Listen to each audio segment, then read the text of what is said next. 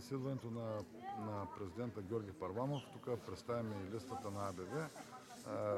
Тук са и членове от листата, които са на избираеми места. Това са Митко Николов, бизнесмен, хотелиер. Тук е и Златомира Янакиева, тя е висшист педагог. Тук е и Татяна Петрова, тя е висшист публична администрация.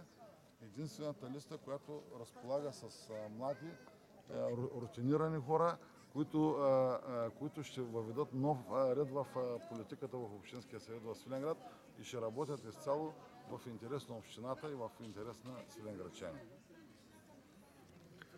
Така, подкрепяме аз и винаги съм го казал. Аз съм като независим кандидат, сам се боря, но пожелавам на моите приятели от АБВ да се представят, защото наистина водещи в листа са и тия млади хора.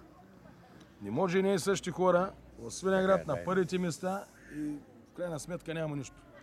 На всеки иния избори се говори, ние ще направим това, ние онова, а де-факто вземат първите места, сядат на масти, оттам нататък забравят за обикновените хора. Вижте тук, това са обикновените хора по селата.